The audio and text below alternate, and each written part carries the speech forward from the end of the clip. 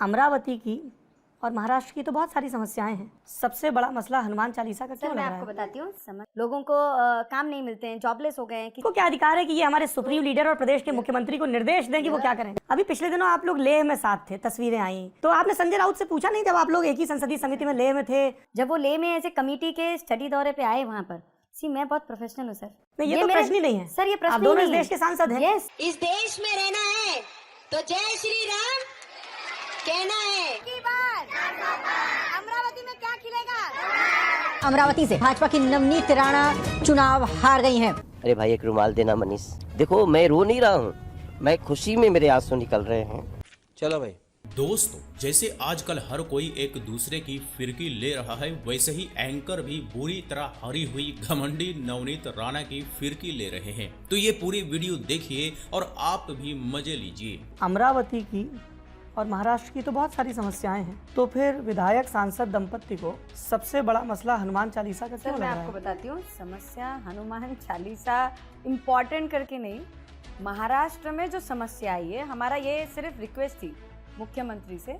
संकट मोचन को हम सब कब याद करते हैं? जब हमारे पे संकट आता है। तो मुझे लगता है हमने सिर्फ यही आग्रह किया था, उनके माध्यम से जो संकट मेरे महाराष्ट्र में आए, लोड शेडिंग है, बेरोजगारी है, लोगों को काम नहीं मिलते हैं, जॉबलेस हो गए हैं, किसान रोज मर रहे हैं, एसटी वर्कर मर रहे हैं, और किसान मजदूर जो हैं उनकी हालत खराब है।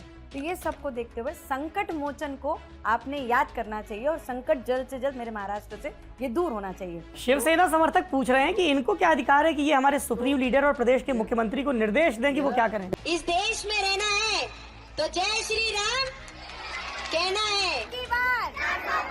अमरावती में क्या खिलेगा?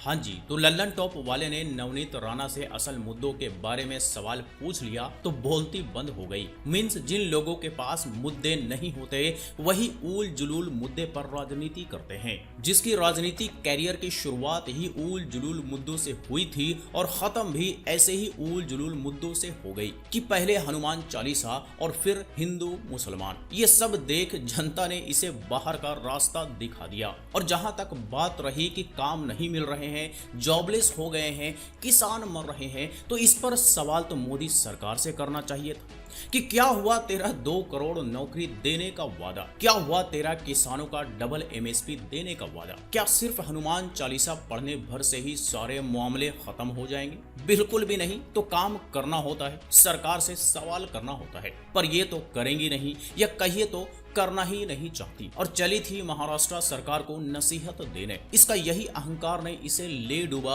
और बुरी तरह से अमरावती से हार गई, या कहिए तो अमरावती की जनता ने बाहर का रास्ता दिखा दिया। अच्छा एक बात बताइए मुझे, संजय राउत ने आपके हिसाब से बयान के जरिए आपको धमकाया। अभी पिछले दिनों आप लोग लेह में साथ थे, तस्वीरें आई, तो आपने संजय राउत से पूछा नहीं जब आप लोग एक ही संसदीय समिति में लेह में थे कि भाई आप मुझे धमका क्यों रहे थे? पूछा आपने? मैं आपको पहले तो ये बताऊंगी, सभी न्यूज में बहुत चला जब वो लेह में ऐसे कमेटी के स्टडी दौरे पे आए वहाँ पर। मैं बहुत प्रोफेशनल हूँ सर।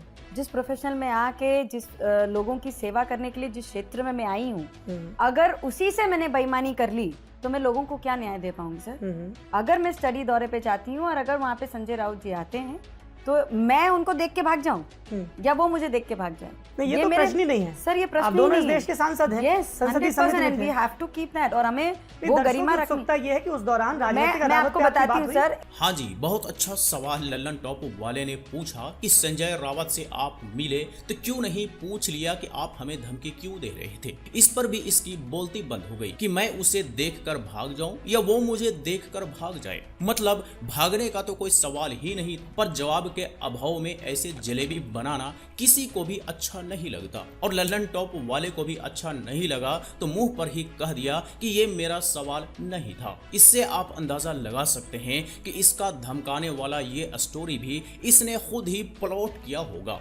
भला कोई किसी नेता या सांसद को कैसे धमका सकता है? पर शायद इसे नसीहत देना भी इसे धमकी लगता है, और अगर लगता है तो कोई कर भी क्या सकता है। तो ऐसे लोग चले थे देश को चलाने, पर लोगों ने इनकी एक नहीं चलने दी और सत्ता से इन्हें चलता कर दिया। अमरावती से भाजपा की नवनीत राणा चुनाव हार गई हैं। अरे भाई एक रुमाल देना मनीष। देखो मैं रो नहीं रहा हूँ, मैं खुशी में मेरे आंसू निकल रहे हैं। मजा आया। और मैं ये जो मजा है हिंदुस्तान के हर व्यक्ति को देना चाहता हूं।